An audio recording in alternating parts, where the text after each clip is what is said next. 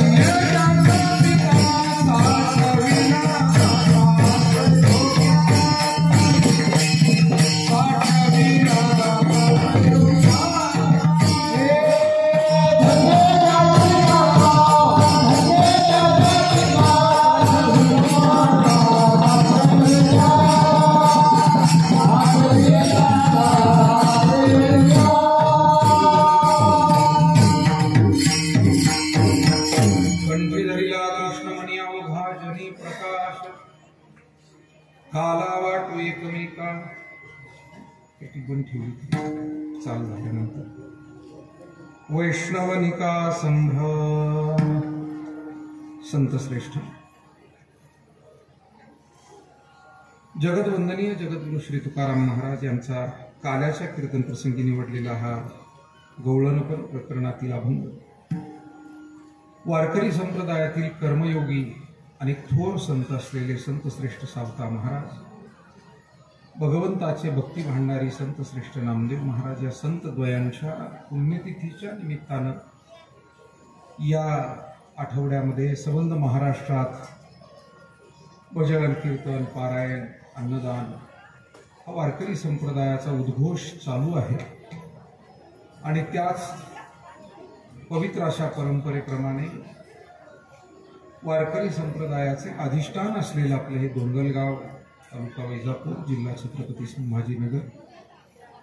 दोंदलगावला प्रतिवर्षी अनेक चांगले धार्मिक सोहळे होतात. त्यातील सावता महाराजांच्या पुण्यतिथीचा, नामदेवरायांच्या पुण्यतिथीचा हा सप्ताह सुद्धा अतिशय चांगल्या पद्धतीनं भक्तिभावानं या ठिकाणी पार पडतो. आणि त्या कार्यक्रमाची आज सांगता, काल्याचं कीर्तन आपल्या सर्वांच्या उपस्थितीमध्ये या ठिकाणी संपन्न होते. अर्थात माऊलींचे, तुकोबारायांचे, सावता महाराज नामदेवरायांचे आशीर्वाद, त्याचबरोबर संतश्रेष्ठ शंकर स्वामी महाराज, शांतब्रह्म एकनाथ महाराज, पूजनीय कृष्णानंद स्वामीजी महाराज यांचेही आशीर्वाद घेऊन प्रतिवर्षाच्या नियमाप्रमाणे संत सावता महाराज, नामदेव महाराज पुण्यतिथीचा सोहळा, तदनिमित्तानं श्रीमद भागवत कथा, ज्ञानयज्ञ आणि ग्रंथराज श्री ज्ञानेश्वरी पारायण सोहळा संत सावता महाराज मंदिर दोंदलगाव या ठिकाणी हा संपूर्ण कार्यक्रम संपन्न झालेला आहे. ज्यांनी गोड अशी भागवत कथा या ठिकाणी केली ते गणेश मंदिर शिवराई संस्थानचे प्रमुख आमचे परमादरणीय स्नेही परमपूजनीय स्वामी शतानंद गिरीजी महाराज. या कार्यक्रमाला ज्यांची प्रेरणा लाभलेली आहे ते जुने आणि आमचे स्नेही श्री हरिभक्तीपरायण महंत पूजनीय विष्णुगिरीजी महाराज. त्याचबरोबर या कार्यक्रमाचे मार्गदर्शक श्री हरिभक्तीपरायण डंगारे महाराज असतील. सर्व आदरणीय आमचे गुरुबंधू महाराज मंडळी, भजनी मंडळातील सगळे ज्येष्ठ श्रेष्ठ दोंदलगाव आणि पंचक्रोशीतील मान्यवर, आमचे मृदंगाचार्य महाराज, विद्यार्थी, दोंदलगावातील सर्व प्रमुख मंडळी, गावचे सर्व आजी माजी, सर्व सन्माननीय पदाधिकारी, त्याचबरोबर दरेकर पाटील आदी करून परिसरातून आलेले सर्व पंचक्रोशीतले पाहुणे मंडळी, आमच्या गंगापूर येथून आलेले शेजूळ सर, नेहमीच्याच प्रथेप्रमाणे आपल्या सावता महाराज सप्ताहाचा निरोप आदरणीय सरपंच अण्णासाहेब पाटील यांनी बराचसा लवकर पोहोचवला. सावता महाराज मंदिर ट्रस्ट सप्ताह समितीच्या वतीनं हे निमंत्रण त्यांनी सांगितलं आणि मला वाटतं मागच्या वर्षी काल्याच्या कीर्तनाची सेवा करण्याचा योग या ठिकाणी आला होता. याही वर्षी पुन्हा आपण सर्वांनी प्रेमानं बोलावलंय. त्यानुसार सावता महाराजांची, नामदेवरायांची सेवा करण्यासाठी आपण सर्वच जण उपस्थित आहोत. मी सुरुवातीला सांगून गेलो की दोंदलगावला परमार्थाची अतिशय चांगली जुनी परंपरा आहे. महाराष्ट्रातील अनेक थोर साधू संत आपल्या दोंदलगावी येऊन गेलेले. मागील 50 वर्षात मला वाटतं अरुण काका आपल्याकडे महाराष्ट्रातलं कुणी यायचं राहिलं असेल असं वाटत नाही की सगळी मंडळी, कारण वैजापूर तालुक्यातलं हे अध्यात्मनिष्ठ आणि चांगले सोहळे घडून आणणारं गाव म्हणून सर्वांना परिचय. आणि त्यामुळे अनेक कीर्तनकारांना या गावाचा पत्ता किंवा रस्ता सांगावा लागत नाही, त्यांना ते मुखपाठ आहे. ही सुद्धा एक चांगली गोष्ट आहे. मला वाटतं शंकर स्वामींचा पालखी सोहळा सुद्धा आपल्या गावावरून जातो ना पंढरपूरला. पंढरपूरला जाताना बहिणाबाई महाराजांचाही पालखी सोहळा याच मार्गाने जातो. या सगळ्या पंचक्रोशीतून अनेक गावं, दोंदलगावहून सुद्धा दिंडी सोहळा, पालखी सोहळा जात असतो. मला एकदा इथे दिंडीचं दर्शन करण्याचा योग असाच काही निमित्तानं आमच्या वस्तीकडे तिकडे आला होता. त्यामुळे अतिशय चांगलं गाव, भाग्यवान गाव. सर्व लहान थोर आबालवृद्ध मंडळी सर्व कार्यक्रमांमध्ये मोठ्या प्रेमानं सहभागी असतात. याही वर्षी हा कार्यक्रम समस्त ग्रामस्थांच्या सहयोगानं, दानशूर दात्यांच्या योगदानानं, भाविकांच्या उपस्थितीनं, भजनी मंडळींच्या विशेष सहकार्यानं संपन्न झालाय. आणि वारकरी संप्रदायामध्ये उत्सवांची, पुण्यतिथीची, पारायणांची, हरिनाम सप्ताहांची सांगता काल्यानं केली जाते. काला म्हणजे भगवान श्रीकृष्णानं गोपाळांना दिलेला प्रसाद, आणि त्या प्रसादाचं प्रतीक म्हणजे हे काल्याचं कीर्तन आहे. आता प्रसाद हा सर्वांनाच जीवनामध्ये अपेक्षित आहे. प्रसाद शब्दाचा सरळ अर्थ प्रसन्नता असा होतो. जिथे सर्व दुःखाची हानी करून प्रसन्न चित्त केलं जातं त्याला प्रसाद म्हणतात. गीतेमध्ये अशी व्याख्या केली, प्रसादे सर्व दुःखानां हानिरस्योपजायते.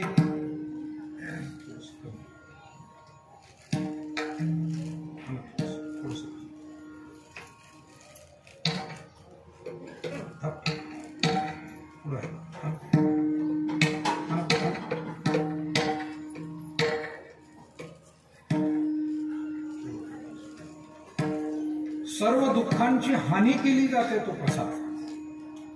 प्रसन्न चेतसो ह्याशु बुद्धी पर्यवतिष्ठते. पुढे त्या श्लोकात असं म्हटलं, चित्ताची प्रसन्नता जिथे आपल्याला अनुभवायला मिळेल तिथे प्रसाद मिळाला असं म्हणायचं. म्हणून तुम्ही भजनात बसलात आणि चित्त प्रसन्न झालं म्हणजे प्रसाद मिळाला. जेवायला थांबणं झालं नाही झालं तर काही बिघडत नाही. पण काही माणसं भजनाला नाही आलं तरी भोजनाची वेळ चुकू देत नाही. हा खरा घोटाळा महाराष्ट्रामध्ये आणि सगळ्या भारतात आपल्या झाला. तर मला असं वाटतं, देवाच्या प्रसादे करारे भोजन हे तुकोबाराय जाळेला म्हणतात. व्हाल कोण कोण अधिकारी. हा अधिकारी शब्द फार महत्वाचा आहे, चिंतनीय आहे. मला वाटतं जेवण करायला काय अधिकारी लागत नाही, फक्त तो भुकेला लागतो, तो कोणी जेवू शकतो. पण देवाचा प्रसाद मिळवायला अधिकारी लागतो. त्याच्या मनात भाव पाहिजे, भक्ती पाहिजे, श्रद्धा पाहिजे, सेवा करण्याची अंतःकरणात वृत्ती पाहिजे. ग्रंथाची, संताची, ईश्वराची, समाजाची सेवा मला घडावी हा भाव अंतःकरणात पाहिजे, तेव्हा तो प्रसादाचा अधिकारी होतो. आणि म्हणून ब्रह्मदेवाला प्रसाद नाकारला होता आणि गोपाळांना मात्र भगवंतानं आपल्या हातानं त्यांच्या मुखात प्रसाद घातला. असं का घडलं? ब्रह्मदेवाकडे ब्रह्मपद होतं, पण काल्याचा म्हणजे हा भक्तिप्रेमाचा प्रसाद प्राप्त करण्यासाठीची साधना, जी सेवा पाहिजे ती नव्हती. ब्रह्मदेव हे ब्रह्मपदावर गेले, त्यांनी पुण्य केलं का शतएक जन्मा जन्मोनी ब्रह्मकर्मा करीतोची ब्रह्मा अनुनोहे. ज्ञानोबरांनी 100 जन्म ब्राह्मणाचे मिळाले सलग, आणि त्या 100 जन्मात ब्रह्मकर्म घडलं. म्हणजे ब्राह्मण म्हणून जन्माला येणं ही पहिली गोष्ट 100 वेळा, आणि त्या 100ही जन्मामध्ये ग्रंथ वाचन करणं, पंचांगाचं ज्ञान असणं, त्रिकाल संध्या करणं, पूजापाठामध्ये अंतःकरण असणं, वेदांगाचं ज्ञान असणं, याला ब्रह्मकर्म म्हणतात. जसं शेतकरी हा सातबाऱ्यावर असून चालत नाही, तो शेतातही कधीतरी उभा दिसला तरच तो शेतकरी. सातबाऱ्यावरचा शेतकरी वेगळा, बांधावरचा शेतकरी वेगळा, आंदोलनातला शेतकरी वेगळा आणि शेतातला शेतकरी वेगळा, असे शेतकऱ्याचे प्रकार आहे. विठाला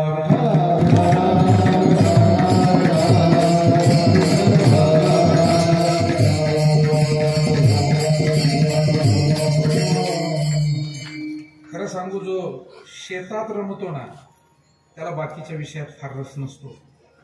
त्या शेतीला, त्या धरणी मातेला जो आई मानून तिची सेवा करतो त्याची शेती एक वेगळीच असते, आणि तो शेतकरी म्हणून सुद्धा त्याचा दर्जा सर्वश्रेष्ठ असतो. काही बांधावरचा शेतकरी असतो, म्हणजे तो फक्त चक्कर मारायला गेला तरी बांधावरच उभा राहून, बूट भरायला नको, चप्पल भरायला नको, अंगाला काही घाम लागायला नको, अशा पद्धतीचा एक शेतकरी असतो. मला वाटतं आजच्या काळात हाही शेतकरी अडचणीतच आहे. जो पेरणीचा काळ असून सुद्धा फक्त आंदोलनाचीच भाषा करतो. आंदोलन जरूर करावं, पण योग्य वेळेला करावं. आपल्या शेतातलं काम हातातलं टाकून करू नये, कारण त्यानं काही फायदा होणार नाही. म्हणून शेतीनिष्ठ शेतकरी म्हणजे ज्याला शेतीचं वेड आहे, तसं ब्रह्मकर्म जाणणारा ब्राह्मण म्हणजे जो आधुनिकतेच्या नावाखाली आचार भ्रष्ट झालेला नाही, जो आचार विचारानं संपन्न आहे. आणि असा जर का तो झाला, 100 जन्म त्यानं हे केलं तर तो ब्रह्मदेव होतो. आता हा योगायोग फार सोपा नाहीये वाटतो तितका. अहो 100 जन्म माणसाचेच मिळणं कठीण आहे, कारण महाराजांनी सावध केलेलं आहे. आता मागुता येईल फेरा, हे तो न घडे या नगरा, म्हणे तुकया बंधू भाव धरा, ओळखी नाही तरी जाल अघोरागा. आपण काकड आरतीमध्ये हे सगळे अभंग म्हणतो. तुकोबारायांचे बंधू कान्होबारायांचा हा अभंग आहे. म्हणे तुकया बंधू भाव धरागा, म्हणजे तुकया बंधू ही नामावली शेवटी जिथे येते ते कान्होबा महाराजांचे अभंग. विठाला विठा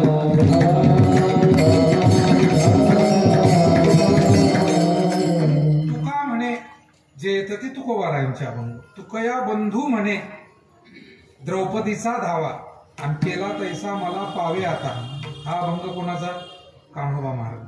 तुकया बंधू, स्वतःचं नाव नाही वापरलं. थोरल्यांचा आदर याला म्हणतात. विठाला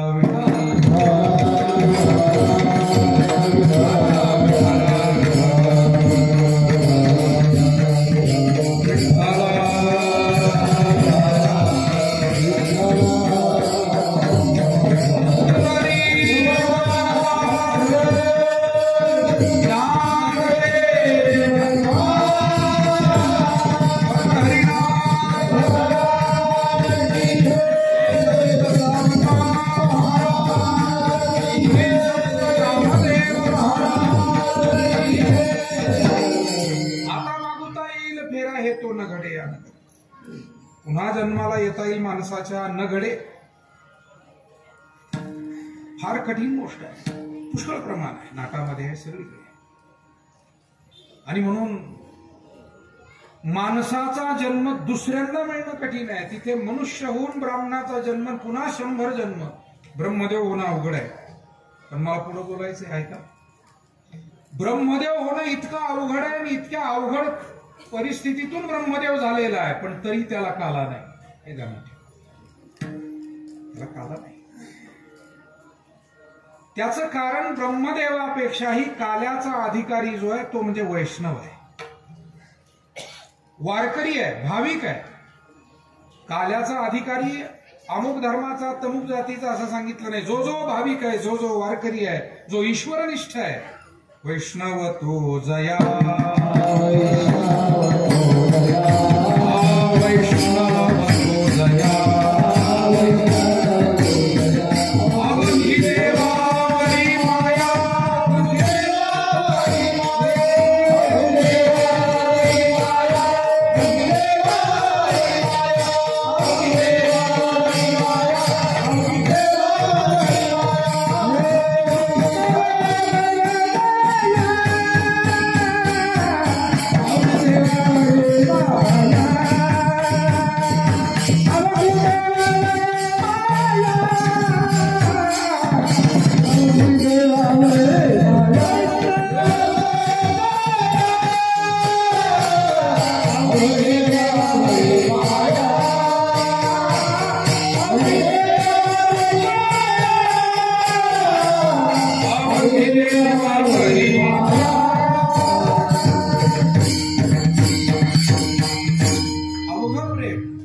अंतःकरणातला सर्व भाव देवापायी जिथे एकवटलाय तो वैष्णव आहे. आणि असा वैष्णव वारकरी भाविक भगवत प्रिय भक्त जो आहे त्याला काला मिळतो, त्याला प्रसाद मिळतो. आणि म्हणून सेवेच्या शेवटी प्रसाद असतो. मला एका सज्जनानं प्रश्न विचारला, थोडासा आधुनिक विचाराचा माणूस. तो म्हणाला, का हो महाराज, हे गावोगाव सप्ताह पारायण होतात आणि शेवटच्या दिवशी काल्याचं कीर्तन करतात, तर काल्याचं कीर्तन शेवटच्याच दिवशी का? प्रश्न कोण काय विचारलं काय सांगतो?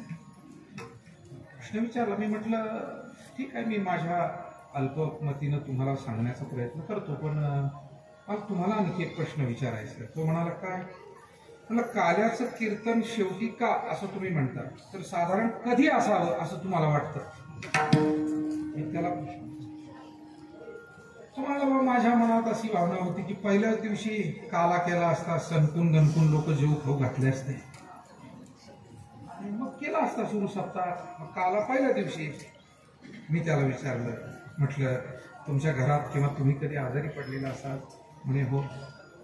म्हटलं आजार बरा व्हावा म्हणून आपण औषध घेतो का आजार बरा झाल्यावर घेतो? बरा व्हावा म्हणून घेतो. म्हणजे आधी औषध घ्यावं लागतं, मग आरोग्य मिळतं. भूक लागल्यानंतर अगोदर जेवण करावं लागतं, मग तृप्ती मिळते. काम कष्ट किंवा नोकरी अगोदर करावी लागते, नंतर पगार मागावा लागतो. उचल घेतली तरी फेडून द्यावी लागते. म्हणजे शेवटी पगार हा शेवटी आहे, पगार हा अगोदर नाही. पगाराची स्लिप ही कधीही महिनाभर अगोदर निघत नाही, महिन्याच्या शेवटी निघते. मग तसंच आहे म्हटलं, पारायण करावं, भजन करावं, काकड आरती करावी, हरिपाठ करावा, अन्नदान करावं, झाडलोट करावी. आणि या सगळ्या सेवा झाल्या की संत आणि भगवंत प्रसन्न होतात आणि त्या प्रसन्न चित्ताने ते आपल्याला आशीर्वाद देतात. त्याचं नाव आहे प्रसाद, त्याचं नाव आहे काल. आशीर्वाद मिळणं हा काल आहे. आशीर्वाद न घेता प्रसन्नता कशी मिळेल सांगा? आणि सेवा न करता आशीर्वाद मिळेल कुठून हेही सांगा.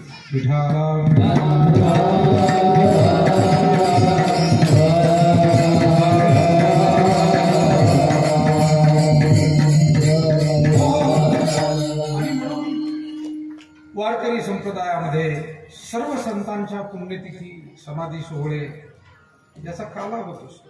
सावता महाराजांचं काल पुण्यतिथी झाली, नामदेवरायांची झाली, कोण गेली, काला होतो आहे. श्री क्षेत्र आरण सावता महाराजांचं पुण्यक्षेत्र, त्याही ठिकाणी आजचाच काला असतो. बहुतेक ठिकाणी हा काला, काही ठिकाणी कालचाही होतो. पुण्यतिथीच्या दिवशीही काला करण्याची काही पद्धती आहे, तेही काही वावगं असं म्हणता येत नाही. पुण्यतिथी आणि काला काही ठिकाणी एकत्र होतो, काही ठिकाणी दुसऱ्या दिवशी. तेव्हा वारकरी संप्रदायाच्या परंपरेत काही ज्ञानयोगी, भक्तियोगी, काही कर्मयोगी संत झाले. कर्मयोगी संतांनी ज्ञानयोगही साधला, भक्तियोगही साधला आणि आपला कर्मयोग सुद्धा सांभाळला. या तिन्ही गोष्टीचा त्यांनी संगम जीवनामध्ये घडून घेतला. जे विरक्त होते, मला वाटतं दोन मार्ग आहे अध्यात्माचे, एक निवृत्ती पंथ आहे आणि एक प्रवृत्ती पंथ आहे. निवृत्ती पंथ, निवृत्ती मार्ग कशाला म्हणायचं की घरदार, संसार, मुलं बाळ, प्रपंच याचा सर्वस्वी त्याग करून पूर्णतः अध्यात्ममय जीवन असंही जगणारे अनेक साधू, संन्यासी, थोर महात्मे पूर्वी झाले, आजही आहेत. आणि काही महात्म्यांचं हेही वैशिष्ट्य आहे की घरदार, प्रपंच सांभाळून सुद्धा साधू संन्यासाने एवढाच थोर परमार्थ त्यांनी केला, संसारात राहून तो परमार्थ साधला. म्हणून वारकरी संप्रदायात या कर्मयोगी संतांचं एक विशेष स्थान आहे. आणि जवळजवळ वारकरी संप्रदायातले बहुतांशी सर्व संत हे कर्मयोगी संत होते. संत गोरोबा काका परंपरागत गाडगे मडके घडवण्याचा व्यवसाय सांभाळून, चिखल तुडून गाडगे मडके घडवून वारी करत असत, भजन करत असत. आजही तेर ढोकीला महाराजांच्या त्या स्थानावरती मोठा अध्यात्म सोहळा चालतो. संत श्रेष्ठ सोखाम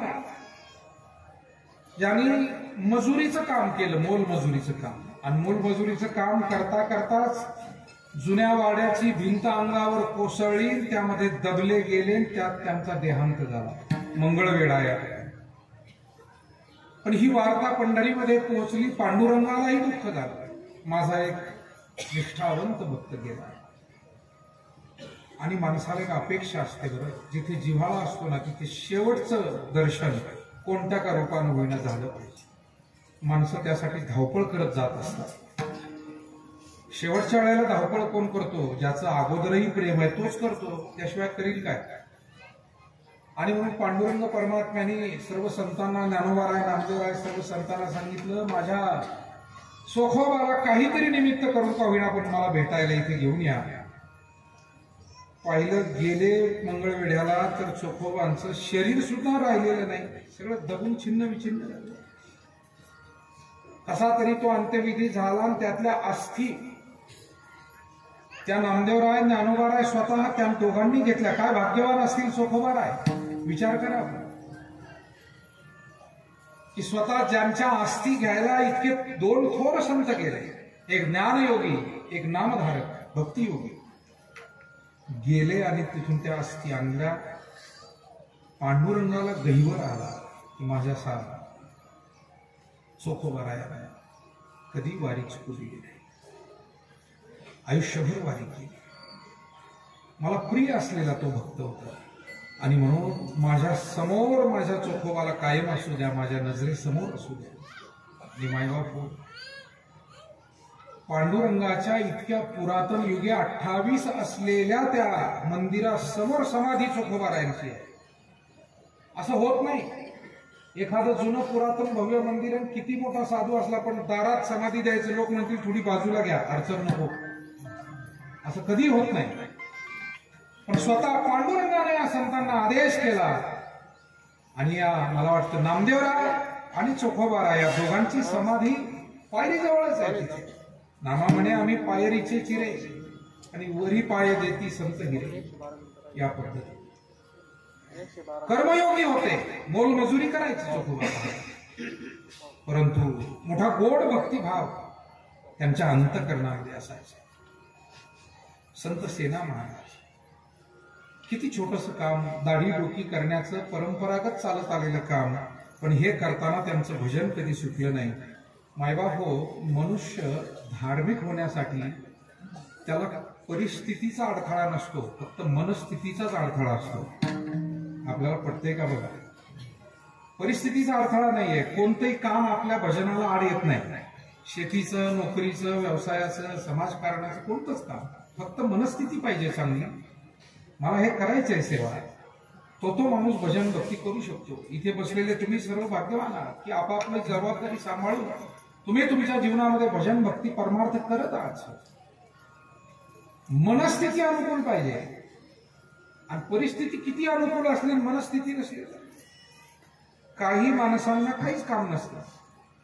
आणि त्यांना तुम्ही म्हणा बसा पारायणाला, ते पारायण चाललेलं असताना कुठेतरी थोडं दूर एखाद्या ओट्यावर गप्पा मारत बसतात, मधून अजून 2-4 बिड्या फुकतात, परंतु ते पारायण करत नाही. कारण काय दिलं जातं? म्हणे पाठ दुखते. मग ओट्यावर बसायला नाही पाठ दुखत, तिथेही तरी बसावंच लागतं. पण मनस्थिती नाही. तुका म्हणे नाड पाप ठाके हिताड. मनुष्याचं पुण्य माणसाला या देवाधर्माच्या सेवेत घेऊन येतं, आणि पाप असेल तर ते माणसाला देवाधर्मापासून दूर ठेवतं.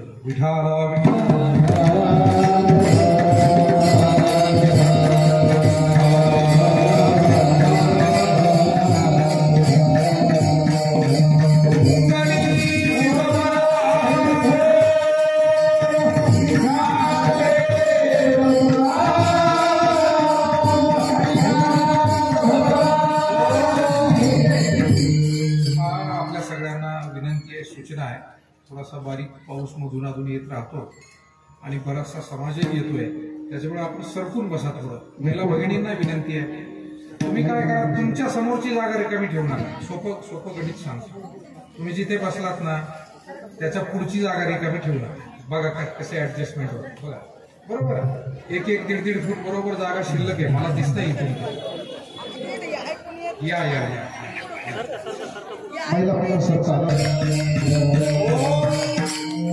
त्या भक्ती परंपरेचा जर विचार केला, परिस्थितीचा कधीच अडथळा परमार्थ नाही. आपण ज्या छत्रपती संभाजीनगर जिल्ह्यात आहोत, या जिल्ह्यातलं वारकरी संप्रदायातलं सर्वोच्च वारकरी संप्रदायाचं स्थान म्हणजे श्री क्षेत्र पैठण, शांती ब्रह्म एकनाथ महाराजांचं स्थान. बोलू नका, तुम्हाला फक्त सरकायला सांगितलं, बोलायला कुठं सांगितलं? ऐका ऐका ऐका, कीर्तन ऐका. अहो हे 1-1.5 तास काना बरोबर येते.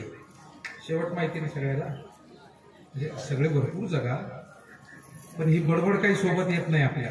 हे जे साधू संतांचे शब्द, नाथ महाराजाची मी आता आठवण केली, एवढं नाव जरी कानावर पडलं तर पुण्य होतं आपल्याला. पुण्यवंत व्हावे घेता. बडबड तर 5वीलाच पुजलेली आहे आपल्या. बडबड करू नका. विठाला विठाला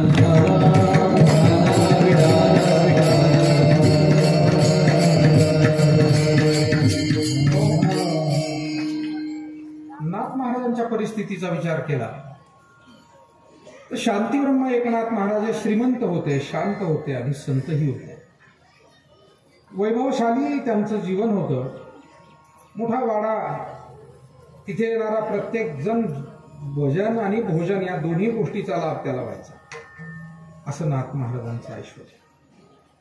दुसऱ्या बाजूला तुकाराम महाराज, सावता महाराज, गोरोबा काका, सेना महाराज, अशा सर्व संतांची परिस्थिती पाहिली तर ती नाजूक होती. प्रसंगी अनेक प्रकारच्या गोरगरिबीच्या काळातून यांना जावं लागलं, कष्टमय जीवन होतं.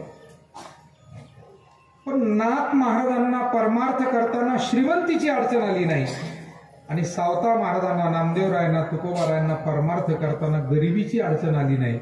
म्हणून मनस्थिती कशी आहे त्याच्यावर परमार्थ अवलंबून आहे. मन करा रे प्रसन्न,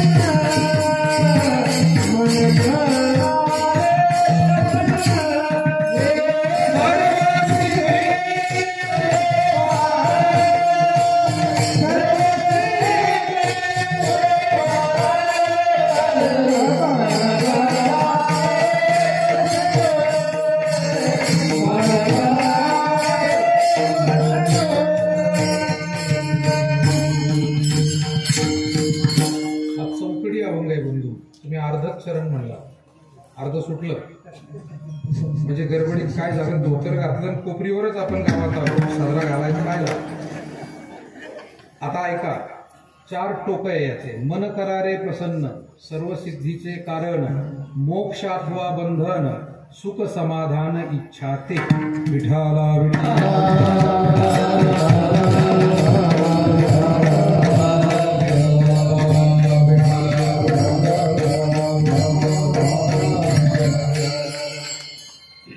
मन प्रसन्न पाहिजे, मन अनुकूल पाहिजे, मनस्थिती अनुकूल पाहिजे. आणि म्हणून संत श्रेष्ठ सावता महाराजांच्या चरित्राचा विचार केला तर ते शरीरानं काही वेळा पंढरीत गेले, काही वेळा जाता आलं नाही. त्यांच्या प्रापंचिक अडचणीनं शेतीवाडीची जबाबदारी, घरात करतं धरतं दुसरं कोणी नाही, गेले तर मोठ कोणी चालवायची. काही वेळा जर जबाबदारी स्वीकारणार कोणी नाही घरात तर काय करायचं. पीक उभा आहे आणि बागायत शेतीला तुम्हाला माहिती आहे की जास्त वेळ द्यावा लागतो. घरामध्ये जनावर ढोर असेल तर चारा पाणी त्याचं वेळेवर करावं लागतं. तुम्ही सगळे शेतकरी मायबाप ही सेवा करता, तुम्हाला सगळ्याला माहिती आहे. मग ही सगळ्या अडी अडचणीनं महाराज कधीच पंढरपूरला गेले नाही असं नाही बरं का. काही लोक जरा विचित्रपणे सावता महाराजांचं चरित्र सांगतात, कारण ज्याला जायचं जीवावर येतं ना तो म्हणतो सावता महाराज कधीच गेले नाही ना आपल्याला जायची गरज नाही, फक्त घरीच हरी हरी करा. हा म्हणजे त्यांच्या वंश परंपरेत वारी चालत आलेली आहे. मग आता वंश परंपरेत जसं तुकोबारायांच्या वंश परंपरेत वारी चालत आलेली आहे, सावता महाराजांच्या परंपरेमध्ये. तेव्हा हे समजून घेतलं पाहिजे. संत चरित्र ही वेगवेगळ्या व्यासपीठावरून लोक मांडतात, परंतु ते अल्प ज्ञान म्हणा, नीटपणे समजून न घेता म्हणा, आपल्या सोयीनं मांडतात. थोडक्यात काय, आपल्या सोयीनं मांडायचं. आणि म्हणून सावता महाराजांच्या जीवनामध्ये परमार्थ हा निष्ठेचा विषय होता. प्रपंचही ते करत होते आणि दृष्टिकोन एवढा चांगला होता, मनस्थिती एवढी चांगली होती. शेतात असले तरी त्यांचं मन पांडुरंगाच्या चिंतनात गुंतलेलं. मला वाटतं मनुष्य शरीरानं जिथे आहे तिथेच तो मनानं असला पाहिजे, अन्यथा शरीरानं जिथे आहे तिथे जर तो मनानं नसेल तर अडचण येते. अडचण फार मोठी असते. म्हणजे दर्शनाला आपण मंदिरात गेलो पण आपलं मन जर घरी गेलं तर इतक्या थेट बद्री केदारला जाऊन सुद्धा ती बद्री केदारची यात्रा घडत नेमकं मंदिरात गेल्यावर घरचं ध्यान यायला लागलं. आता काहींना तर या मोबाईलनं तर एवढं विक्षिप्त करून टाकलेलं आहे. माणसं जिथे जातात तिथे व्हिडिओ कॉल करतात, स्वतः आनंद घ्यायचा बाजूला सोडतात, बाकीच्यांना म्हणतात पहा. अरे तू पहा, डोळे भरून या पाहिणं तुझे मुख, हेची माझं सुख देई देवा. लोक आज निसर्ग नीट पाहायला तयार नाही, मंदिराकडे नीट पाहत नाही, भगवंताच्या मूर्तीकडे नीट पाहत नाही, ज्या लग्नात बसले त्या लग्नाचा सोहळाही नीट पाहत नाही. त्या मोबाईलच्या नादामध्ये खरं तर हा अवतीभोवतीचा जो आनंद आहे तो आपला हरवून चाललेला आहे असं निश्चित आपल्याला म्हणावं लागेल. म्हणून जिथे आपण शरीरानं तिथे आपण मनानं असलं पाहिजे. मन आणि शरीर जर दुभंगलं, दोन ठिकाणी झालं तर मग मात्र. म्हणून कथे माझी नाही चित्त, काय मांडियले प्रेत. महाराज म्हणतात कथा चालली, कीर्तन चाललंय, भजन चाललंय, पण त्याच्यामध्ये चित्त नाहीये. तुकाराम महाराजांनी एक उदाहरण दिलं. म्हणाले एक ग्रस्त ज्याला काही पोथी पुराण ऐकण्याची फारशी आवड नाही, माहिती नाही, बळजबरी कोणाचा तरी आग्रहानं एक दिवस तो पोथीला येऊन बसला. आणि पोथीला येऊन बसल्यानंतर ते पुराणिक बुवा सांगत होते की या जगामध्ये एक ब्रह्म, एकमेवा द्वितीयम ब्रह्म, नेह नानास्ति किंचन. त्या ईश्वरानं आपली माया प्रसृत केली आणि मायेच्या द्वारा हे जगत निर्माण झालं. म्हणजे दोन तत्व झाले, ब्रह्म आणि माया. चार पुरुषार्थ आहेत, धर्म, अर्थ, काम, मोक्ष. अशा काही गोष्टी मधून मधून सिद्धांत तो कीर्तन कथाकार सांगत होता. हा जो बसलेला आहे त्याला ते ब्रह्म, माया, पुरुषार्थ ते काय कळत नव्हतं. आता हे आध्यात्मिक जे शब्द आहेत हे नित्य श्रवण करणाऱ्याला नीट समजतात. तो कमी शिकलेला असला तरी आणि किती शिकलेला असला, परंतु त्याचा श्रवण आणि ग्रंथ वाचनाची जर का सवय आवड नसेल तर त्याला हे शब्द समजत नाही.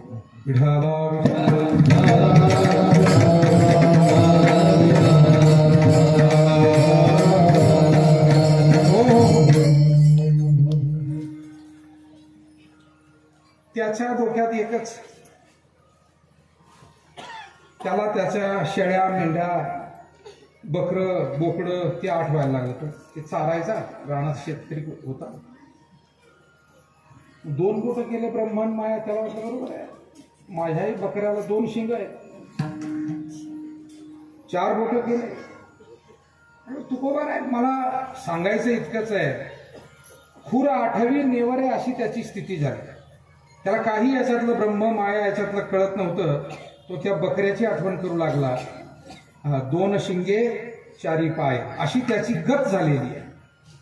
मला असं वाटतं आपल्याला सुद्धा हा अभ्यास करावा लागेल की आपण मनानं आज सावता महाराजांच्या जर आपण काल्यासाठी एकत्र आहोत, आपण आपला विचार करतोय का सावता महाराजांचा करतोय?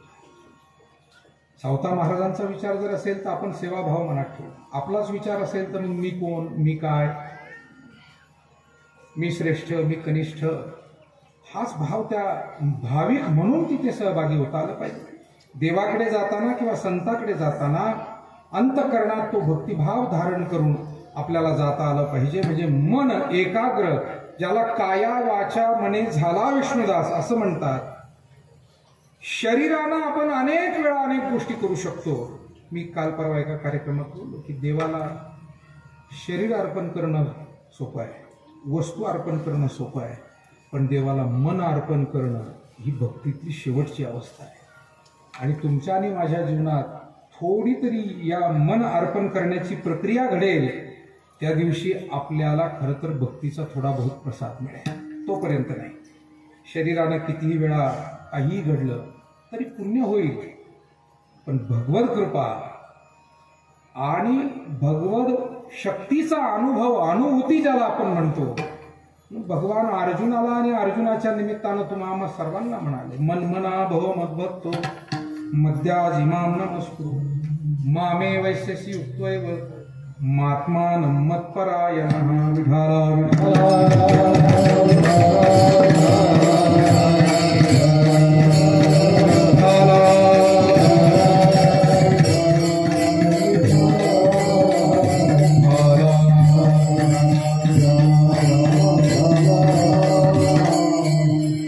मुद्दा असा आहे शरीरानं प्रसंगी माळ्यात असायचे, पण मनानं ते विठ्ठलाच्या सोबतच होते. कांदा मुळा भाजी अवघी, उठा भाजी लसूण मिरची कोथिंबीर अवघा, झाला माझा मोठ नाडा विहीर दुरी अवघी व्यापिली पंढरी. सावता म्हणे केला मळा, आणि विठ्ठल पायी गोविला गळा. मन अंतःकरण वाणी त्या परमात्म्याला मी अर्पण करून ठेवलेली आहे, असा भाव त्यांच्या अंतःकरणात सतत होता. आणि म्हणूनच असे मन भगवंताला समर्पित केलेले भक्त. तू मन हे मीची करी माझी या भजनी प्रेमधरी सर्वत्र नमस्कारी मज एकाते.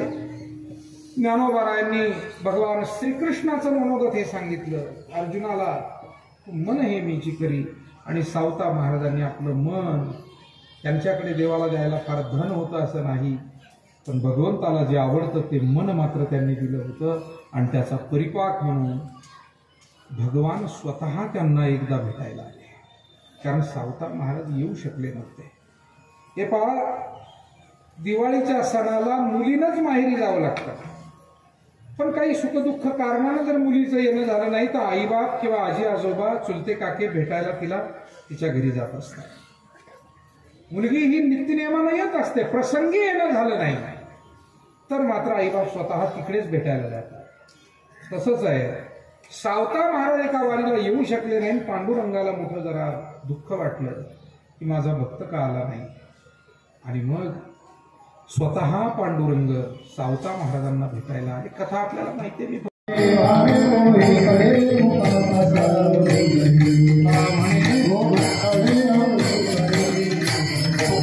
म्हणे हाते टोका अधिक उडे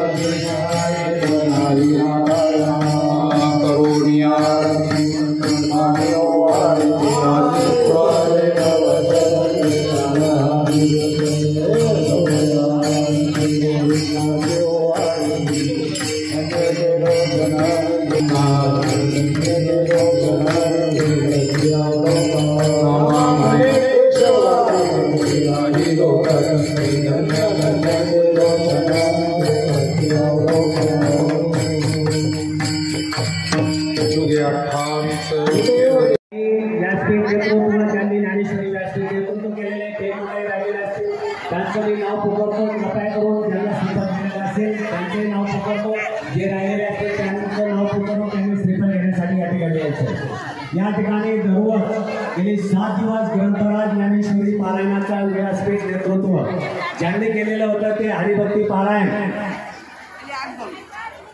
किसन अण्णा आवारे महाराज आणि हरिभक्ती पारायण दोघांना पानसरे यांना विनंती असेल. आणि हरिभक्ती पारायण सुरेश महाराज आवारे, ज्ञानेश्वरी पारायण ज्ञानेश्वरी पारायण व्यासपीठ नेतृत्व ज्यांनी केलेलं आहे.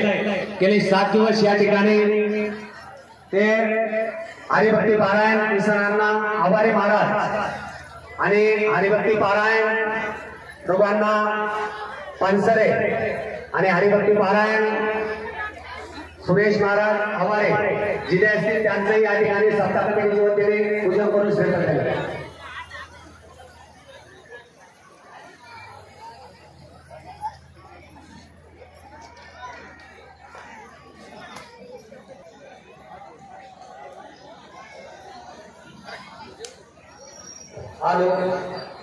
या ठिकाणी गेले 7 दिवस आणि आजपर्यंत ज्यांनी विनामूल्य पाण्याची सेवा केली ते पाणी फिल्टरचे या ठिकाणी श्रीफळ सप्ताह कमिटीच्या वतीने पूजन करण्यात येईल.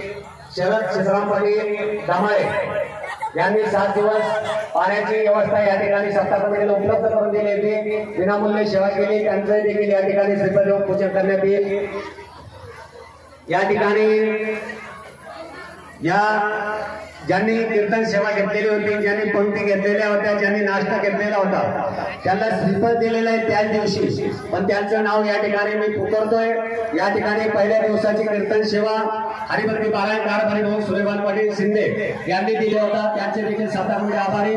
आणि दुपारच्या जेवणाची पंगत चांगली भाऊ झाले यांनी उपयोग करून दिलेली होती, सातारमध्ये त्यांचे आभारी।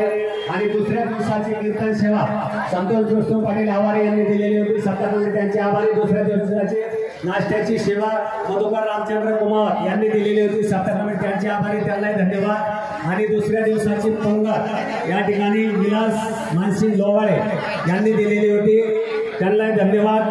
आणि तिसऱ्या दिवसाची कीर्तन सेवा बारको पंढरनाथ पाटील आवारे यांनी दिलेली होती, त्यांनाही धन्यवाद। आणि तिसऱ्या दिवसाच्या चहा पाणी नाश्त्याची व्यवस्था भागीनाथ आश्रम शेरकर कैलासवासी आणि विश्वनाथ आश्रम शेरकर यांनी दिलेली होती, त्यांनाही धन्यवाद।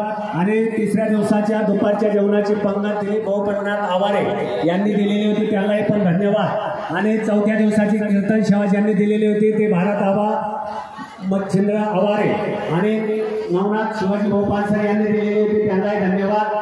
आणि त्या दिवशी चौथ्या दिवशी नाश्ता पारायणालय मंडळाला गंगाधर भाऊ राऊत यांनी दिलेला होता, त्यांनाही धन्यवाद।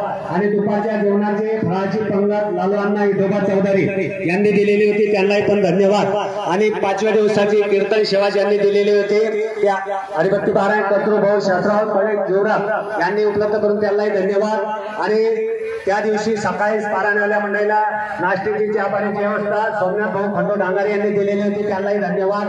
आणि त्या दिवशी दुपारी जेवणाची पंगत पारायणालय मंडळाला भिकाभाऊ गोपाळराव पानसरे यांनी उपलब्ध करून दिलेली होती, त्यांनाही पण धन्यवाद। सहाव्या दिवसाची कीर्तन सेवा श्री संतोष शाहराव पानसरे यांनी उपलब्ध करून दिलेली होती, त्यांनाही पण धन्यवाद। आणि सहाव्या दिवशी चहा पाणी नाश्त्याची व्यवस्था अनंत पानसरे यांनी दिलेली होती, विठ्ठल पानसरे यांनी दिलेली होती, त्यांनाही धन्यवाद। आणि सहाव्या दिवसाच्या दुपारच्या जेवणाची धन्यवाद। आणि कालची सातव्या दिवसाची सेवा कीर्तन सेवा संपली, दुपारच्या जेवणाची पंगत संतोष शाबा उबांडे यांनी दिलेली होती कालची, त्यांनाही पण धन्यवाद।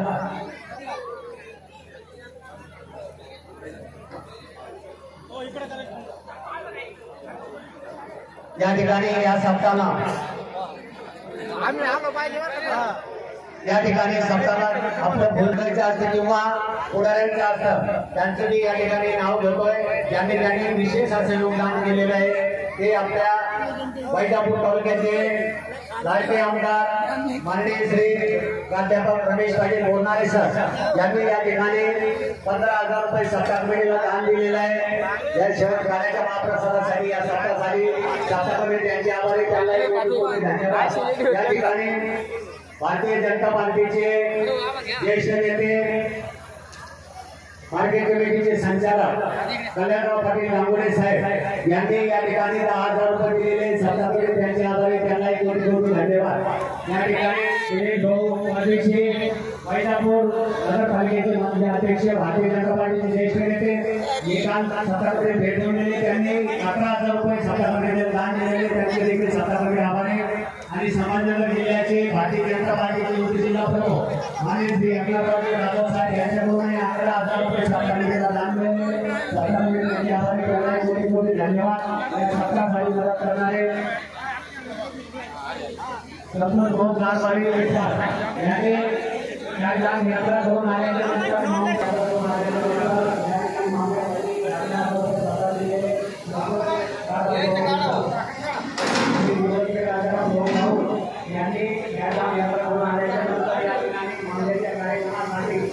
या ठिकाणी या सप्ताहामध्ये 5,000 रुपये दान दिलेले आहे, सप्ताहामध्ये त्यांचे आभारी,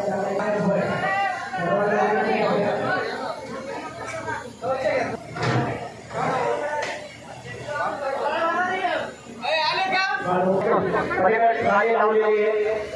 बाबादादा डांगारे यांची ट्रॅक्टर ट्रॉली लावलेली आहे, त्या ट्रॉलीमध्ये टाकायचे आहे स्वयंसेवकांनी। या ठिकाणी गेले 4 दिवस सगळं घेऊन टाका सप्ताह।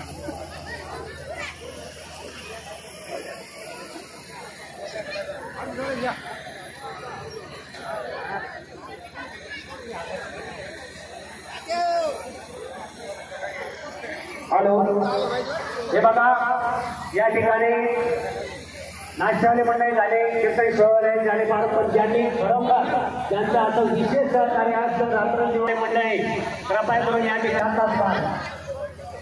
हरिभक्ती पारायण सुरेश महाराज आवारे, त्याश्री नेतृत्व यांचा या ठिकाणी काशीनाथ आवारे आणि काकासाहेब उपाध्याय यांचे त्याश्री नेतृत्व त्यांनी या ठिकाणी गेली 7 दिवस केलेले ते हरिभक्ती पारायण किशनांना आवारे महाराज यांचं या ठिकाणी सप्तमी वतीने पूजन करण्यात येईल. हरिभक्ती पारायण सर्वांना पानसरे विधानसे त्यांनाही विनंती आहे त्यांनी या ठिकाणी यायचं त्यांचं पूजन करण्यात येईल.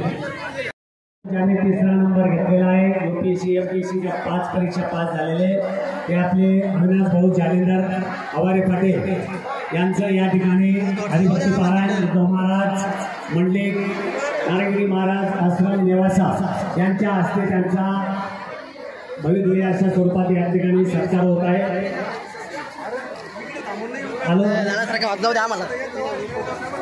वाडेकरी मंडळाला विनंती कृपया करून थोडा आतून वाढायचं आहे. तर तुमच्या पंक्ती मिळाले का? प्रकाश पाटील शिंदे तुमचे नव्हे तुमचा नाही हात होतोय जरा.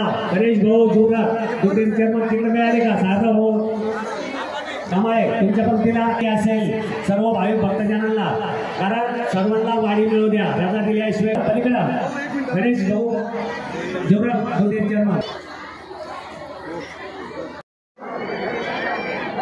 हॅलो